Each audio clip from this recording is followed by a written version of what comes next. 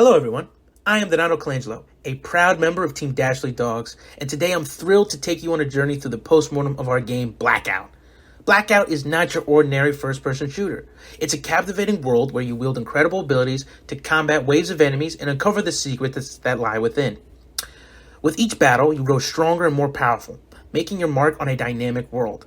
I held 3 critical roles in the making of this project: producer, AI designer, and abilities designer.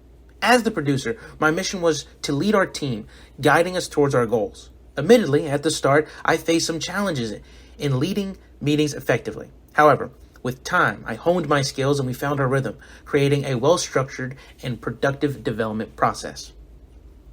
Our initial vision for Blackout remained the foundation, but evolved with meaningful changes and thoughtful additions. One of the most exciting aspects of Blackout was creating its dynamic AI systems.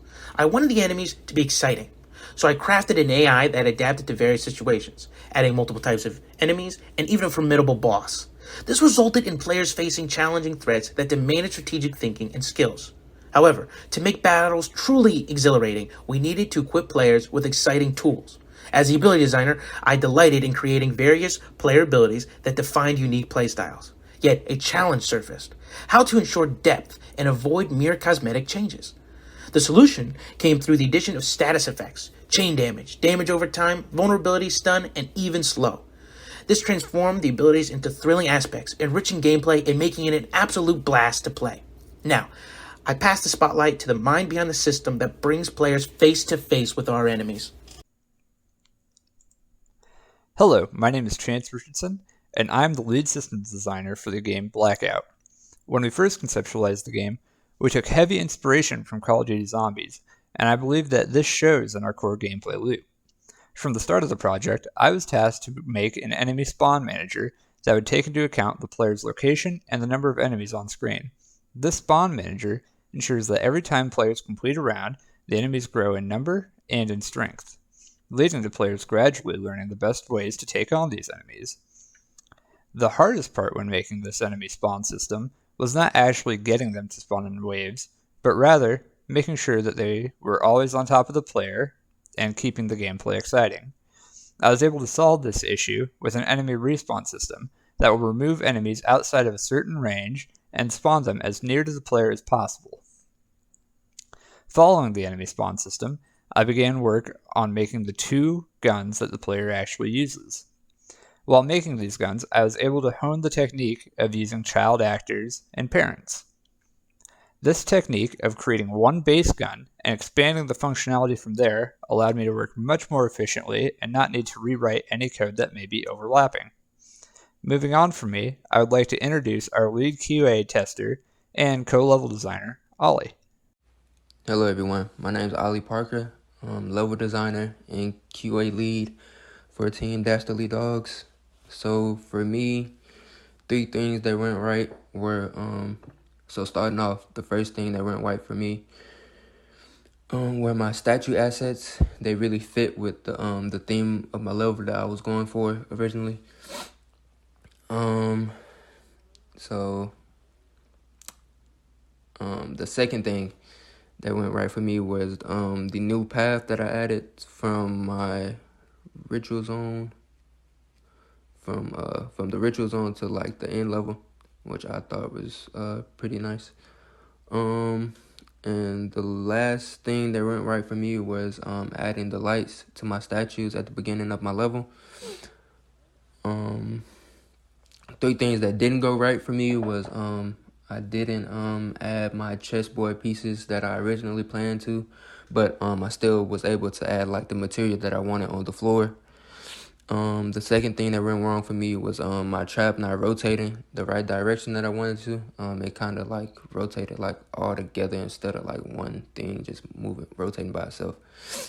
And the last thing was that didn't go right for me was players were able to grenade jump on some of my props in my level, so I just added box collisions to stop players from doing that. What have I learned? I have learned how to use geometry brushes better instead of doing everything hand by hand. And from here, I will be passing the video off to Jaden.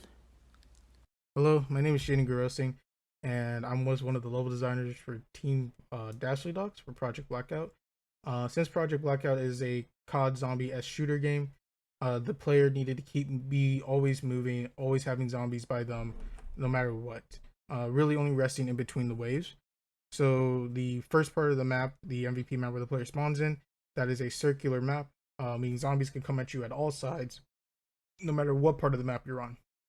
When it came to adding the pyramid, adding this tunnel that the player spawns in now, at the top of the pyramid, the player would, to counteract like the player just sitting at this tunnel and farming zombies, or sitting at the top and farming zombies, we threw spawners up there, so that way the player can't really sit there for too long. If they sit there for too long, zombies will come from behind them and start killing them, force them to kind of move.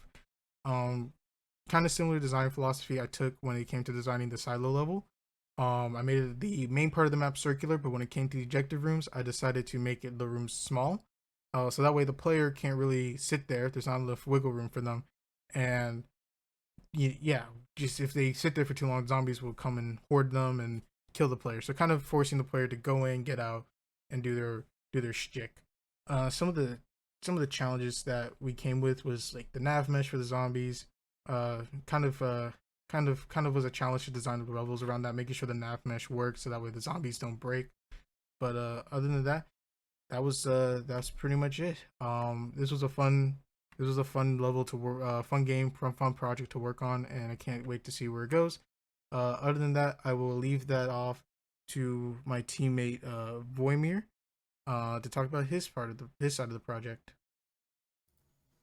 Hello, my name is Vormir Badilo, and I was a technical designer and UI UX designer on Blackout. My major contributions to the project were my player and level progression systems. The player progression systems started out as an all-in-one location called the Upgrade Shop, which was quickly found to have many underlying issues, those being that the Upgrade Shop would ruin the flow of the game and would be too overwhelming to players. To fix this, I separated the Upgrade Shop into 4 new grab-and-go style systems that would not only serve as a new way for us to introduce the players to the progression, but also as level objectives for players to move around the map for.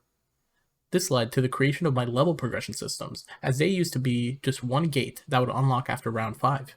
This was initially found to be very limiting and confusing to players.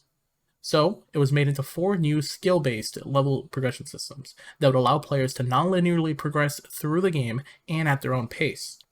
Alongside these major contributions, I also made the ability system, card system, sprint stamina system, health system, and all the visuals and tech for the UI, HUD elements, and menus found throughout the game. Thanks so much for watching this post-mortem video from us here at Dastardly Dawgs Incorporated. Hope you have a wonderful day.